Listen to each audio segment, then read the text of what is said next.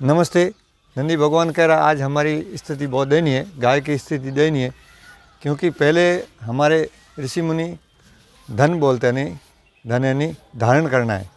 और धारण करने की पावर जब ही होगी जब हम गौ माता हमारे पास रहेगी, हम सभी से प्रेम करेंगे, हवा शुद्ध होगी, पानी शुद्ध होगा, अनाज शुद्ध होगा।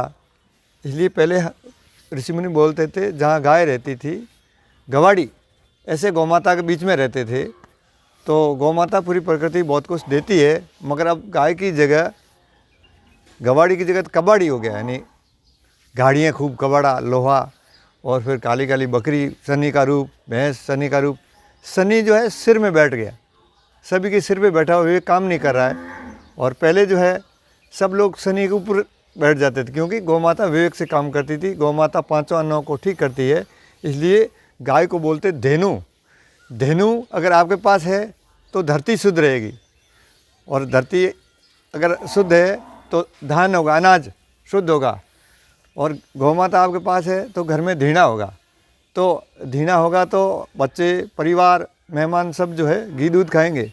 और जब धीणा होगा तो हमारे यज्ञशाला में या हमारे घरों में धूना होगा, यानी धूप करेंगे या हवन करेंगे, तो इससे पांचों प्रकार का अन्न शुद्ध हो जाएगा। और बिना धेनु तो जो है पूरा ब्रह्मांड जहरीला हो गया, प्रेम है नहीं। और जो है गाय रखते थे, और गाय और पूरी प्रकृति, क्यों गाय पांचों अन्नों को शुद्ध करती है, इसलिए इसको धन बोलते थे। बहुत बड़ा धन गौ माता है और पूरी प्रकृति शुद्ध करती है। आज जो है धन शब्द तो है नहीं, ये पैसा है, यानी ये पाप है, क्योंकि हमने गाय रखा नहीं और जो है प्रकृति को जो है नुकसान किया, पेड़ पौधों काट दिया, पहाड़ को काट दिया, वायुमंडल को जहरीला बना दिया, दुर्गंधित फैला दी। तो इसलिए धन का अर्थ होता है धेनु, धरती, धान, धीणा, धूणा और सबसे प्रेम, ये था। और उसको बोलते थे गवाड़ी, गौ माता।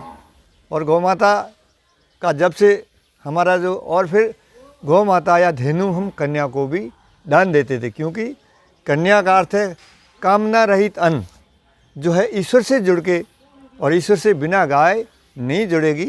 गौ माता और धरती माता और जननी, इन दोनों का रिश्ता बहुत गहरा है। इसलिए धरती और कन्या को या जननी को गाय की आवश्यकता है। इसके बिना वो दोनों डेड है, मरी हुई है। जैसे आजकल बच्चे जो मम्मी बोलते, वाकई में बिना गाय और बिना शुद्ध अन्न जो है वो मर गई है, वो मर्त है, वो जिंदी लाशें हैं, उनका विवेक काम नहीं कर रहा। तो हमें फिर से जो ऋषि मुनियों की परंपरा, गवाड़ी, कन्या को गोदान, और जो पूरा ब्रह्मांड जो शुद्ध हो, पूरा वायुमंडल शुद्ध हो, मक्खन, दूध, दही, घी खाएं, घी दूध की नदियाँ बहती थी। और आज जो इस देश में जो गौ माता कट रही है, अभी भी खून की नदियाँ बह रही है। तो जितने जब गाय कटती है तो उससे करंट, मतलब कष्ट के जो परमाणु जो पूरे ब्रह्मांड में फैलते हैं, तो फिर जब इंसान पूरी प्रकृति पर, प्रकृति नाराज़ हो गई। आज जितना ये रोग है इसका कारण यही है, क्योंकि गौ माता जब कट रही है, वो दुख है, तो फिर वो तो फिर क्योंकि गलती इंसान की है तो उस पर तो आएगा ही। अगर हम अभी भी नहीं जागेंगे तो ये चली जाएगी, तो इतना जहर बढ़ जाएगा हवा में, और जो है भोजन में, पूरा वायुमंडल इतना जहरीला हो जाएगा, धरती बांझ हो जाएगी। फिर हम कैसे बचाएंगे? कह रहे देश आज़ाद हो गया, देश आज़ाद 70 साल होगी, तो सारी जो है गाय देश आज़ाद हो जब काफ़ी थी, उससे बढ़नी चाहिए, वो तो घटती जा रही है। अभी जनसंख्या 140 करोड़, और गाय तो जो 8 करोड़ नहीं, उससे भी कम है।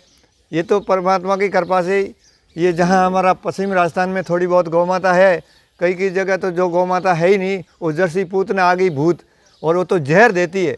तो इसलिए अमृत देने वाली गौ माता, अमर ऋषि मुनियों ने, योगराज श्री कृष्ण जी ने गायों के बीच में रहकर गाय का मक्खन, गाय के घी से हवन करें, ताकि ओजोन परत मजबूत होगी, ओजोन परत मजबूत होगी, जो वायरस नहीं आएंगे। तो ये सारा विज्ञान जो है हम सबको जानना चाहिए। भगवान शिव जी नंदी के पास कैसे रहते थे, और जो है नंदी एक प्रकृति का बहुत बड़ी शक्ति है, नंदी एक प्रकृति का चंद्रमा है, और गौ माता धरती है। धरती को चंद्रमा की बहुत शीतलता चाहिए, शक्ति चाहिए, तो वो बहुत बड़े वैज्ञानिक थे। माता को गौ माता चाहिए और महर्षि को नंदी चाहिए। तो आज माता गौ माता नहीं रखती है और महर्षि नंदी नहीं रखते। महर्षि जो इतना दिव्य 3 फेस के साथ जीते ही नहीं है, न्यूटन जी नहीं रहे, वो भी जो है आजकल वो कबाड़ी परंपरा में जी रहे। उनको बहुत वो ऐसाराम और जो है प्रकृति को विनाश करे ऐसी जीवन में जी रहे, तो फिर प्रकृति जो है किसी को बख्शेगी नहीं। जय गौ माता, जय गोपाल। जिसने सुना गौ माता और भारत की परंपरा से प्रेम करें। धन्यवाद।